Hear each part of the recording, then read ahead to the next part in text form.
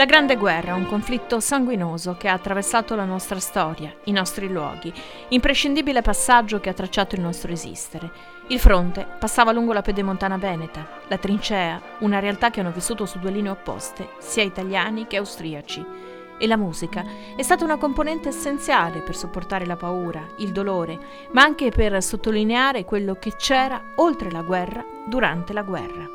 Un concerto per dire, non per raccontare, cos'è stata la Prima Guerra Mondiale è quello ideato dal maestro Diego Basso e l'Orchestra Regionale Filarmonia Veneta e proposto al Teatro Accademico di Castelfranco Veneto, concerto di apertura della rassegna Natale con un sorriso, quest'anno dedicata alla musica.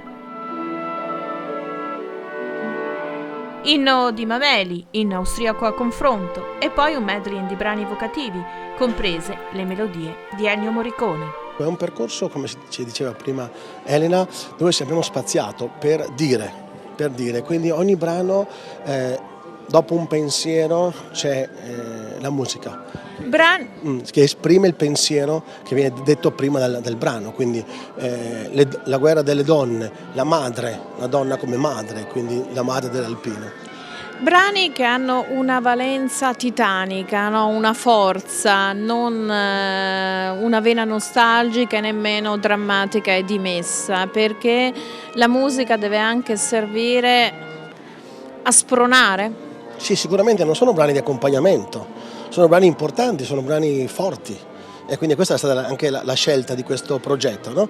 Noi non è una lettura con la musica che accompagna, no, la lettura ha una forza, la musica ha la sua forza e che viene dopo un racconto, un proclamare quello che si vuol dire.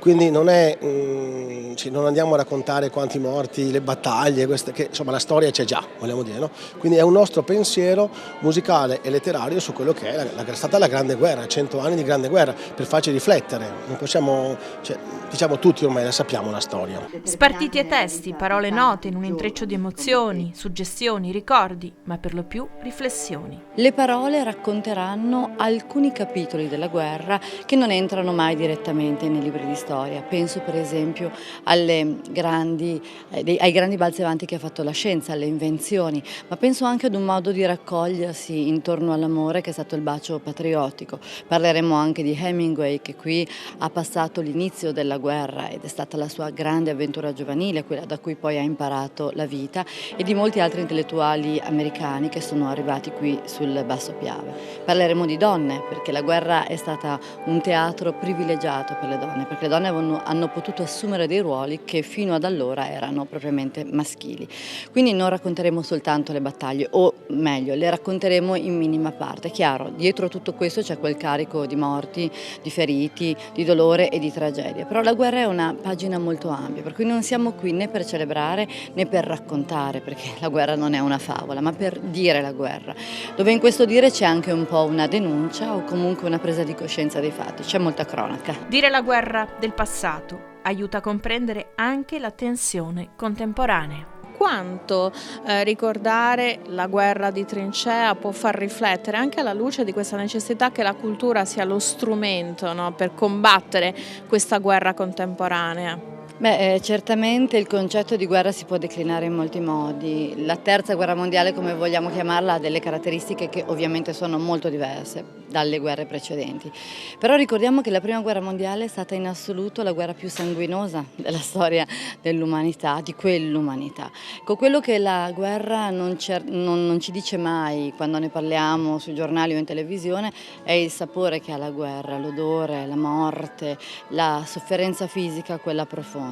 Ecco, in questo senso rivivere forse aiuta, perché è uno shock che secondo me alla fine è benefico e ci può far ricordare che la guerra è sempre morte. Possiamo declinarla in molti modi, ma è sempre morte, è sempre una vita che si spezza, sono giovani vite che si spezzano, no? E noi con questa guerra, la prima guerra mondiale, ma anche con le guerre moderne, di fatto distruggiamo una generazione che è la generazione possibilmente futura. Come questo pensiero può stimolare la riflessione in questo particolare momento storico che stiamo vivendo, in cui insomma la parola guerra ci è tornata dentro le orecchie?